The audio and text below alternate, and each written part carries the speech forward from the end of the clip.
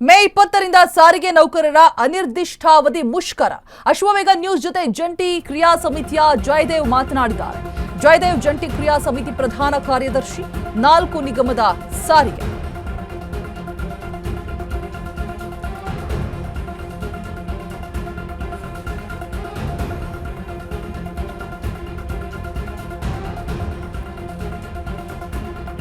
ನಿರ್ಣಾಯಕ ಹೋರಾಟಕ್ಕೆ ಎಲ್ಲರ ಬೆಂಬಲ ಇರುತ್ತೆ. ಸರ್ಕಾರದ ಬೇಡಿಕೆ ಈಡೇರಿಸುವವರೆಗೂ ಕೂಡ ಹೋರಾಟ. ರಾಜ್ಯ ಸರ್ಕಾರದ ಸಭೆಗೂ ಕೂಡ ಕರೆದ್ರೆ ನಾವು ಹೋಗ್ತೀವಿ, ಆದ್ರೆ ನಮ್ಮ ಬೇಡಿಕೆ ಈಡೇರಿಸಲೇಬೇಕು, ಅಲ್ಲಿವರೆಗೂ ಕೂಡ ನಾವು ಹೋರಾಟವನ್ನ ನಿಲ್ಲಿಸೋದಿಲ್ಲ ಅಂತ ಹೇಳ್ತಿದ್ದಾರೆ. ಸಿದ್ದರಾಮಯ್ಯ ಸರ್ಕಾರಕ್ಕೆ ಓಪನ್ ಎಚ್ಚರಿಕೆಯನ್ನ ಕೊಟ್ಟಿದ್ದಾರೆ ಜಯದೇವ. ಅಶ್ವವೇಗ ನ್ಯೂಸ್ ಜೊತೆ ಜಂಟಿ ಕ್ರಿಯಾ ಸಮಿತಿ ಜಯದೇವ ಅವರು ಮಾತುಕತೆ ಆಡಿದ್ದಾರೆ. ಏನೆಲ್ಲ ಸಮಸ್ಯೆಗಳಾಗ್ತಾ ಇದೆ, ಏನೆಲ್ಲ ಬೇಡಿಕೆಗಳಿದೆ, ಅದೆಲ್ಲವನ್ನು ಕೂಡ ಸೋಲು ಮಾಡಬೇಕು, ಇಲ್ಲ ಅಂತಂದ್ರೆ ಹೋರಾಟ ಕಟ್ಟಿಟ್ಟ ಬುತ್ತಿ. ಅಶ್ವವೇಗ ನ್ಯೂಸ್ ಜೊತೆಗೆ ಜಂಟಿ ಕ್ರಿಯಾ ಸಮಿತಿಯ ಜಯದೇವ ಅವರು ಮಾತನಾಡಿದ್ದಾರೆ.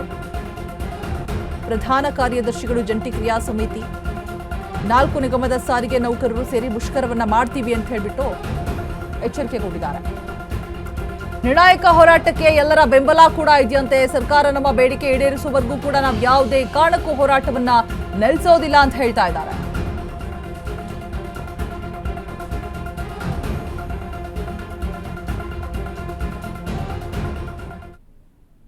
ಸಾರಿಗೆ ನೌಕರರು ಒಂದಷ್ಟು ಬೇಡಿಕೆಗಳನ್ನ ಮುಂದಿಡುವುದರ ಮುಖಾಂತರವಾಗಿ ಈ ಹಿಂದೆ ಸಹ ಪ್ರೊಟೆಸ್ಟ್ ಅನ್ನ ಮಾಡಿದ್ರು. ಅದರಲ್ಲೂ 38 ತಿಂಗಳ ಹಿಂಬಾಕಿ ವೇತನವನ್ನ ವಿಚಾರವಾಗಿ 26 ತಿಂಗಳು ಕೊಡೋದಕ್ಕೆ ಸರ್ಕಾರ ಮುಂದಾಗಿತ್ತು.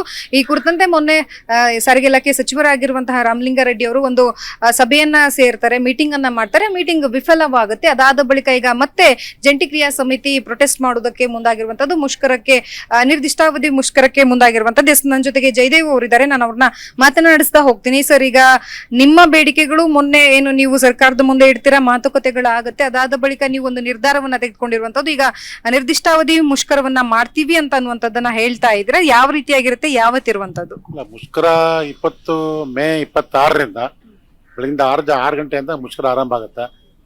4 ನಿಗಮಗಳ 1.25 ಲಕ್ಷ ಕಾರ್ಮಿಕರು ಅವತ್ತು ಕೆಲಸಕ್ಕೆ ಗೈರು ಹಾಜರಾಗೋದ್ರ ಮೂಲಕ ಮನೆಯಲ್ಲಿ ಉಳಿದ್ರ ಮೂಲಕ ಎಲ್ಲರೂ ಮುಷ್ಕರಕ್ಕೆ ಓಡ್ತಾರೆ. ಅವತ್ತು ಎಲ್ಲ ಬಸ್ಗಳೆಲ್ಲ ಸಂಚಾರ ಸ್ತಬ್ಧ ಆಗುತ್ತೆ.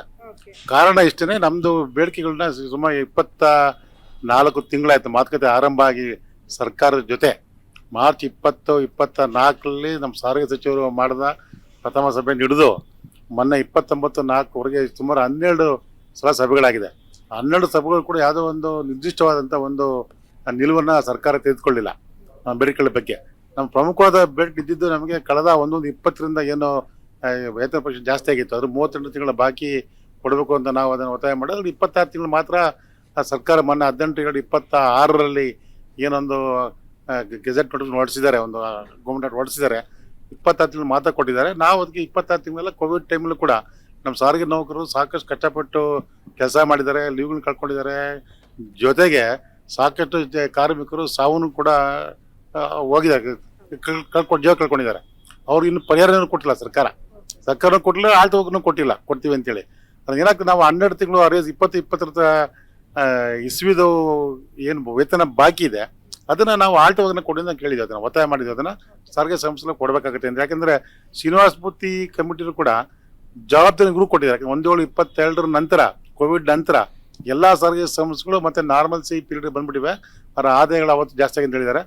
ಜೊತೆಗೆ ಶಕ್ತಿ ಯೋಜನೆ ಬಂದ ಮೇಲೆ ನಮ್ಮ ಸಾರಿಗೆ ಸಂಸ್ಥೆಗಳ ಆದಾಯ ಹೆಚ್ಚು ದುಪ್ಪಟ್ಟಾಗಿದೆ. ಜೊತೆಗೆ ಈ ಕಳೆದ ವರ್ಷದಲ್ಲಿ 15% ದರ ಪರಿಷ್ಕರಣೆ ಮಾಡಿದ್ದಾರೆ. ಇವತ್ತು ಸಾರಿಗೆ ಸಂಸ್ಥೆಗಳ ಆದಾಯ 1ಕ್ಕೆ ಡಬಲ್ ಆಗಿರೋದ್ರಿಂದ ಆ ವೇತನಗಳನ್ನ ಜಾಸ್ತಿ ಮಾಡೋದ್ರ ಬಗ್ಗೆ ಅಲ್ಲಿ ಅವರು ತಿಳಿದುಕೊಂಡು ನಿಲುವೇನಿದೆ ಅದು ಸರಿ ಇಲ್ಲ ಅನ್ನೋ ವಾದ ಇದೆ. ಕೊನೆಗೆ 18/26 ಒಂದು ಗೌರ್ಮೆಂಟ್ ಹೊರಡಿಸಿದ್ದಾರೆ. ಅದು ಏಕಪಕ್ಷೀಯವಾಗಿ ಘೋಷಣೆ ಮಾಡಿದಂಥ ಒಂದು ಗೌರ್ಮೆಂಟ್ ಆರ್ಡರ್ದು, ಅದಕ್ಕೆ ನಾವು ಬದ್ಧರಾಗಿಲ್ಲ. ಆ ಒಂದು ನೋಟಿಫಿಕೇಶನಲ್ಲಿ, ಗೌರ್ಮೆಂಟ್ ಆರ್ಡರ್ನಲ್ಲಿ ಅವರು ನಾವು 1/4/25ರಿಂದ ನಾವು ವೇತನ ಪರಿಷ್ಕರಣೆ ಮಾಡ್ತೀವಿ ಅಂತ ಹೇಳಿದ್ದಾರೆ. 26 ತಿಂಗಳ ವೇತನ ಕೊಡ್ತೀನಿ ಅಂತ ಹೇಳಿದ್ದಾರೆ. ಜೊತೆಗೆ ಏನು ವೇತನ ಇದನ್ನ ಹೆಚ್ಚಳ ಮಾಡಬೇಕಾಗಿದೆ ಅದನ್ನ ಮಾತುಕತೆ ಮಾಡಿ, ಸಂಘಟನೆ ಜೊತೆ ಮಾತುಕತೆ ಮಾಡಿ ಅದನ್ನ ಬಗೆಹರಿಸ್ಕೊಳ್ಳಿ ಅಂತೇಳಿ ಸೂಚನೆಯನ್ನು ಕೊಟ್ಟಿದ್ದಾರೆ. ನಮ್ದು 4 ವರ್ಷಗಳ ಒಪ್ಪಂದ ನಡ್ಕೊಂಡ್ ಬಂದಿದ್ದು 1980ರಿಂದ. ಅದೊಂದು ಕಾನೂನುಬದ್ಧವಾದಂಥ ಪೀರಿಯಡ್, ಅದು ಡೇಟು ಕೂಡ ಅಷ್ಟೇನೆ. ಏನೋ ಒಂದು ಕಾನೂನುಬದ್ಧವಾದಂಥ ಪೀರಿಯಡ್ 4 ವರ್ಷ ಏನಿದೆ ಅದನ್ನು ಬದಲಾಯಿಸೋದಕ್ಕೆ ನಾವು ಒಪ್ಪೋದ್ರಿಂದ ಅದನ್ನು ಸ್ಪಷ್ಟವಾಗಿ ಹೇಳಿದ್ದೀವಿ. ನಮ್ಮ ಪ್ರಮುಖವಾದ ಬೇಡಿಕೆ ಅಂದರೆ 38 ತಿಂಗಳು ಅರೇಸ್ ಕೊಡಬೇಕಾಗುತ್ತೆ. 26 ತಿಂಗಳು ಏನು ಇದನ್ನ ಸರ್ಕಾರ ಅದನ್ನು ಬಿಡುಗಡೆ ಮಾಡ್ತಿಲ್ಲ, ಅದು ಕೂಡಲೇ ಬಿಡುಗಡೆ ಮಾಡಬೇಕಾಗುತ್ತೆ. ಮೊನ್ನೆ ತನಕ ಕೇವಲ ಮೂರನೇ ಒಂದು ಭಾಗಷ್ಟು ಮಾತ್ರ ಬಿಡುಗಡೆ ಮಾಡಿದ್ದಾರೆ, 400 ಕೋಟಿ ಅಷ್ಟು ಮಾತ್ರನೇ. ಯಾಕೆ ಕಾರಣ ಗೊತ್ತಾಗಲಿಲ್ಲ.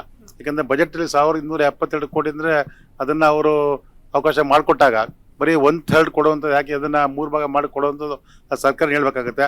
ಏನಾಗುತ್ತೆ, ಆ ಸರ್ಕಾರಲ್ಲೂ ಕೂಡ ಅದನ್ನು ಆರ್ಥಿಕ ಪರಿಸ್ಥಿತಿ ಸಾರಿಗೆ ಸಂಸ್ಥೆ ಅಲ್ಲೂ ಕೂಡ ದುಸ್ಥಿತಿ ಇದೆ ಅಂತ ಹೇಳ್ಬೇಕಾಗತ್ತೆ, ಆ ಪ್ರಶ್ನೆ ಹೇಳ್ಬೇಕಾಗತ್ತೆ.